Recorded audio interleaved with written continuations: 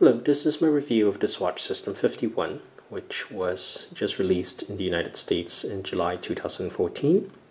It was announced back in Basel 2013 and was first available in Switzerland in December 2013, but it's only really made its way to the United States in the last month or so.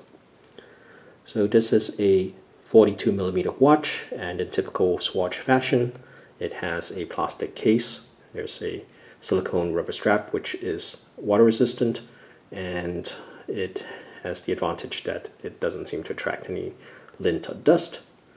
The main claim to fame of the Sistem51 is that it is a mechanical watch. So you'll see that in the case back there is a mechanical movement which is powered by a mainspring, and the mainspring is wound either by the motion of your wrist as you move the watch. You'll see that this rotor moves as well, and the motion of the rotor winds the mainspring.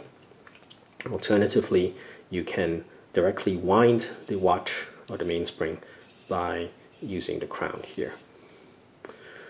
Alright, so the Sistem51, the 51 in the Sistem51 refers to the fact that there are 51 components in the mechanical movement.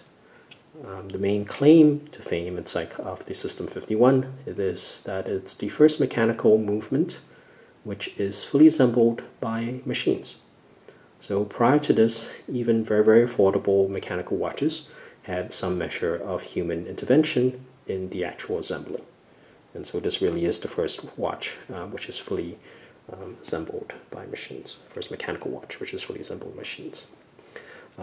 So you see that in the design process there have been certain rationalizations which have made it easier to assemble this using robots. The most obvious one being that there is only a single screw in the entire movement, and that's the screw which holds the rotor to the rest of the movement.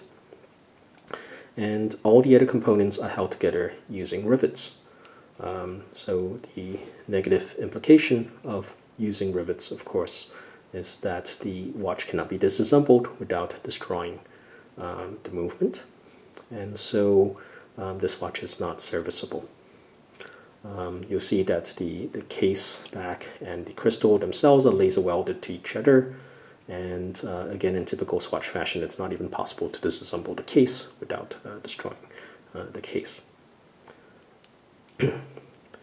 So another thing worth noting, if you're familiar with mechanical watches, is that this watch does not have a regulator, which allows you to adjust the accuracy or the rate of the watch. So the way the rate is adjusted at the factory is that they use a laser to etch the balance wheel so that it has the appropriate moment of inertia, and that changes or that sets the frequency of the watch. But it's not something which you can adjust after the fact. So in any case, it's like this watch is not serviceable. It is hermetically sealed, and that allows it to achieve a high degree of water resistance. So this brings me to the functionality of the watch. The watch doesn't have a screw-down crown. The crown is just pushed down, and in the zero position of the crown, you can wind the watch, as I've said before. In the first stop of the crown, you are in the quick set position. So this allows you to quick set the date. So the date is at the 3 o'clock position here. And if I move the crown in the clockwise direction, then I can quick set the date. If I pull the crown to the second stop, then you're in the time setting position, and you'll see that the second hand doesn't stop. So this watch is not equipped with a hacking or stop seconds functionality, which makes it more difficult for you to synchronize the time with some external time source. So you can adjust the time. It's like in this position, but you'll notice that if I move my hands backwards, then the second hand has a little bit of slop or play in it.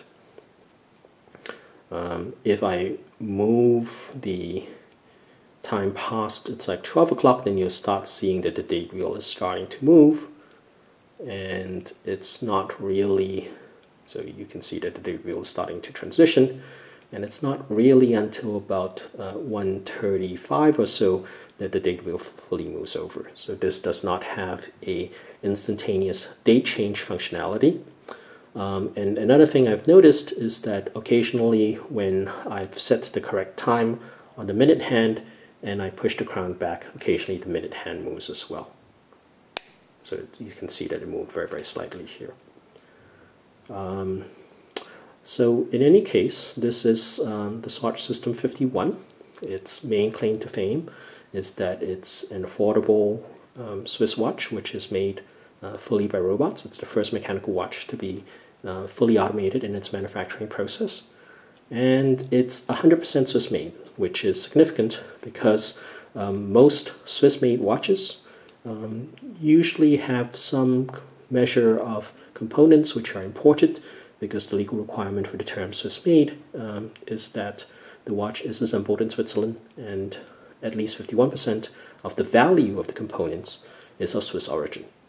So it's in fact possible for the vast majority of the components to be of foreign origin, and only some small number of expensive components be made in Switzerland in order to satisfy the legal requirement to be called Swiss made.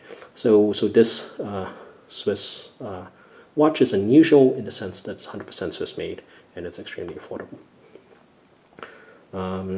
It's very, very wearable. I've found it to be extremely comfortable on the wrist. One thing I've noticed is that the ticking is quite noticeable. And I think part of that is that the plastic case seems to allow the sound to resonate quite loudly in it. So it is noticeably ticking, it's like on the wrist. So that's something worth keeping in mind. In any case, it's a fun, quirky watch, a very, very typical Swatch, and it's a good introduction to mechanical watches if you've never tried one. Long power reserve in particular, it's means that it's something you could switch out without having to reset the time as frequently as you would with a typical mechanical watch. So in any case, this is the Swatch Sistem51, and it's available now for $150 on the Swatch.com website. I hope you've enjoyed my review of this watch and that you found it useful. Thank you.